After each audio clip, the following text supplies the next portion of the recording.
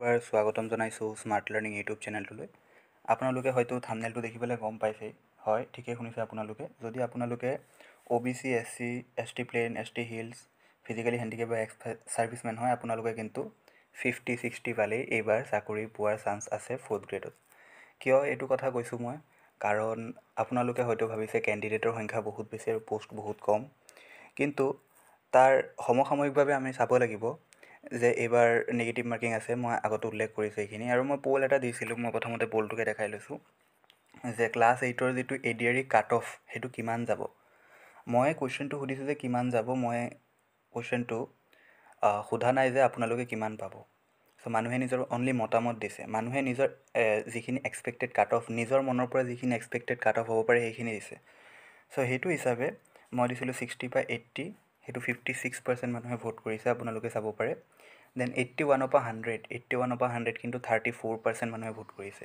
এই দুটা যদি আমি চাম আপ কৰোঁ, দেন 90% মানুহে কৈ আছে যে কোনো পধ্যেই 100ৰ পৰা ওপৰত কাট অফ নাযায়, তেওঁলোকৰ এক্সপেক্টেড কাট অফ 100ৰ ভিতৰতে আছে।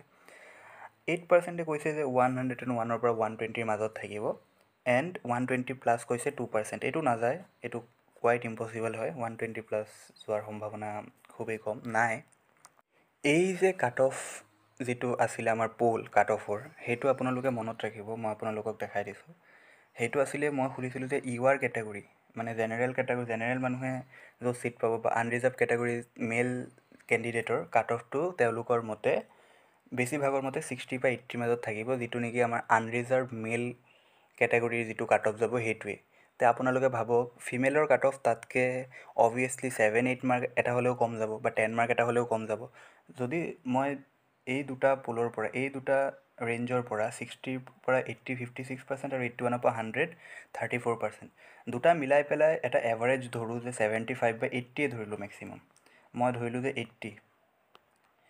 দেন আপোনালোকে যদি unreserved category female candidate, then আপোনালোকে 70 ধৰক মেক্সিমাম। এইটো একদম মানে কোৱাইট ছেফ স্ক'ৰ বুলি যদি কওঁ আমি, 75 প্লাছ বা 80 পালে পলৰ মতে আপোনালোকৰ এক্সপেক্টেড কাট অফ অনুসৰি কিন্তু কোনোবাই এইবাৰ ৰিটেনত ছিলেক্ট হৈ যাব, হয়নে? যদি কোনোবাই 75 বা 80 পায় আনৰিজাৰ্ভ কেটেগৰী মেল কেণ্ডিডেট এজনে। এতিয়া আহোঁ যে OBC কেণ্ডিডেট, আপোনালোকে 5 মাৰ্ক এটা মাইনাছ কৰক, বা 5 মাৰ্ক এটা মাইনাছ কৰক। তাৰপিছত SC আহিল, ST আহিল, ST প্লেন আহিল, ST হিলছ আহিল, ফিজিকেলি হেণ্ডিকেপ এক্স ছাৰ্ভিচমেন আহিল। আপোনালোকে যদি 55 প্লাছ বা 60 প্লাছ যদি আছে ফিজিকেলি হেণ্ডিকেপ, তে আপোনালোকে নেক্সট ষ্টেপৰ কাৰণে প্ৰিপেৰেশ্যন কৰিব পাৰে 8+ পেপাৰত। মনত ৰাখিব, অভাৰলেপিং নাইকিয়া। মই আগৰ ভিডিঅ'টোত উল্লেখ কৰিছিলোঁ। আপোনালোকে মনত ৰাখিব, যোৱাবাৰ কিন্তু প্ৰায় 1500+ পষ্ট অভাৰলেপিং হৈছিলে। তাৰ ঠাইততো এইবাৰ ধৰি লৈছোঁ মই 1000 বা তাতকৈ বেছি পষ্ট অভাৰলেপিং হ'ল হয়। কিন্তু যিহেতু অভাৰলেপিং এইবাৰ নহ'ব, দেন যিমানকেইটা পষ্ট আছে গোটেইকেইজনে চাকৰি পাব। বেলেগ বেলেগ কেণ্ডিডেট হ'ব, এজনে দুটা চাকৰি ল'ব নোৱাৰিব, এজনে দুটা পষ্টত মানে নিজৰ নাম এণ্ট্ৰি কৰিব নোৱাৰিব, নিজে চাকৰি পাব নোৱাৰিব। দেন সেইটো এটা বহুত ডাঙৰ ইম্পেক্ট পেলাব। দুটা ডাঙৰ ইম্পেক্ট পেলাব, এটা হৈছে নেগেটিভ মাৰ্কিং আৰু এটা হৈছে আপোনাৰ যিটো অভাৰলেপিং নহ'ব এইবাৰ। চ' মোৰ মতে চাওক, যোনে যোনে ক্লাছ 8ৰটো দিছে, ক্লাছ 10ৰটো দিছে, অভাৰলেপিং নহ'ব। চ' ক্লাছ 8ৰটো মই ভাবোঁ জেনেৰেল যদি কোনোবা মেল কেণ্ডিডেট 75 প্লাছ 80 প্লাছ যদি আছে, দেন ভাইভাৰ কাৰণে প্ৰিপেৰেশ্যন ষ্টাৰ্ট কৰক। আৰু OBC, SC, ST plain, ST hill, then আপোনালোকে যদি 65 প্লাছ 60 প্লাছ তেনেকুৱা আছে, আপোনালোকে প্ৰিপেৰেশ্যন ষ্টাৰ্ট কৰিব পাৰে। ফেব্ৰুৱাৰী মাহৰ পৰা কিন্তু প্ৰিপেৰেশ্যন ষ্টাৰ্ট কৰিলে পাছত কিন্তু অসুবিধাৰ সন্মুখীন হ'ব লগা হ'ব পাৰে।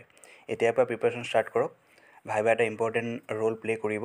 আৰু আপোনালোকে ভাবক যে আগৰবাৰ কাট অফ যদি মেবি কোনো মহিলাৰে কাট অফ গৈছিলে নেকি, জেনেৰেল ফিমেলৰ কাট অফ মেবি 61 গৈছিলে, মই যদি ভুল নহয় 63 নে 61 কিবা এটা গৈছিলে। দেন আপোনালোকে ভাবক এৰাউণ্ড 60 ধৰিলোঁ, জেনেৰেল ফিমেলৰ কাট অফে 60। দেন আপোনালোকে ভাবক 60 যদি তেওঁ শুদ্ধ কৰিছে, 60টা যদি শুদ্ধ কৰিছে, আগৰবাৰতো নেগেটিভ মাৰ্কিং নাছিলে, দেন তেওঁ ভুল কেইটা কৰিছে, 75টাতো ভুলেই কৰিছে। এইবাৰ যদি ছেইম কেণ্ডিডেট এনেকুৱা এটা এক্সাম দিয়ে আৰু 75টা ভুল কৰে, 60টা শুদ্ধ কৰে, 75টাৰ কাৰণেতো তেওঁ 18.75 মাৰ্কটো মাইনাছে হৈ যাব। 60 পাব, তাৰ পৰা 18.75 মাৰ্ক মাইনাছ হ'ব, 41.25 তেনেকুৱা কিবা এটা মাৰ্ক থাকিব।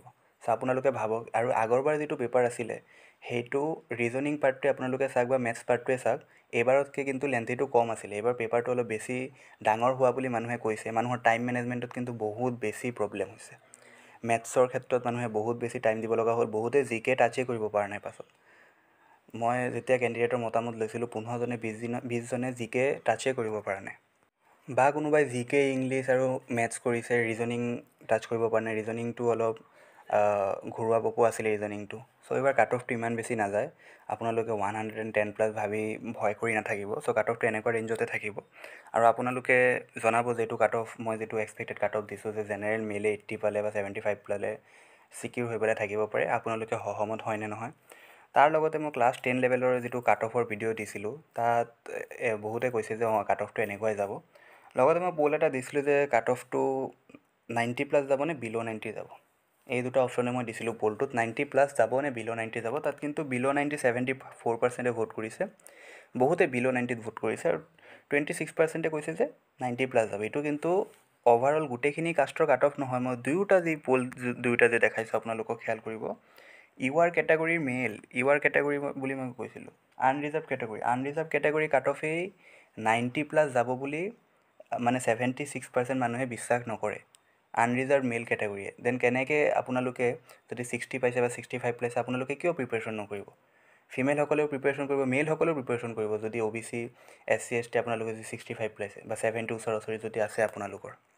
আজি আৰু এটা বস্তু ক্লিয়াৰ কৰি দিব বিচাৰোঁ যে আপোনালোকে কৈছে যে প'ষ্টৰ সংখ্যা বহুত বেছি কম আছে, অলম'ষ্ট আধা আছে। যোৱাবাৰতকৈ যদি আমি কম্পেয়াৰ কৰোঁ, গোটেইখিনি ছেক্টৰতে প'ষ্ট প্ৰায় আধাৰ সমান আছে, আৰু কেণ্ডিডেটৰ সংখ্যাও বাঢ়িছে আগতকৈ।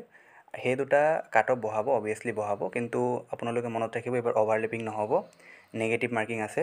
চ' দুটা যেনেকৈ কাট অফ বাঢ়িব বুলি আমি ফেক্টৰ পালোঁ যে আমি কাট অফ কমিব পাৰে, নেগেটিভ মাৰ্কিং আৰু অভাৰলেপিং নহ'ব। আৰু এটা হৈছে কম্পেৰেটিভলি এবাৰ পেপাৰটো হাৰ্ড আৰু লেন্থি। দেন আপোনালোকে ভাবি চাওক, এটা নতুন পেটাৰ্ণ, মানুহে সেইটো একচেপ্ট কৰিবলৈ সেইটো টাইম লাগে। আপোনালোকে হয়তো APSCৰ যেতিয়া নেকি অলপ কুৱেশ্যন অলপ মডাৰেটটো হাৰ্ড হৈছিলে এবাৰ পেপাৰটোত, দেন APSC কিন্তু কাট অফটো মানুহে ভাবাতকৈও বহুত বেছি তলত আহিছিলে। ADRE এবাৰ নেগেটিভ মাৰ্কিং মানুহে প্ৰথমবাৰ, এইটো যিটো নেগেটিভ মাৰ্কিঙৰ যিটো খেল, সেইটো প্ৰথমবাৰ মানুহে একচেপ্ট কৰিব লাগিব। প্ৰথমতে 2-3 বছৰ তেনেকুৱা পেপাৰ দিলে মানুহৰ এটা আইডিয়া আহিব। এইবাৰ ফাৰ্ষ্ট টাইম নেগেটিভ মাৰ্কিং আহিছে ADREত। মই ADRE কথা কৈছোঁ, আগৰবাৰ কিন্তু নেগেটিভ মাৰ্কিং নাছিলে। চ' আপোনালোকে কাট অফটো ইমান বেছি যাব বুলি নাভাবিব। আপোনালোকৰ স্ক'ৰসমূহ জনাব, আৰু ফেব্ৰুৱাৰীৰ আগত পাৰিলে এতিয়াৰ পৰা ভাইবাৰ কাৰণে প্ৰিপেৰেশ্যন ষ্টাৰ্ট কৰক।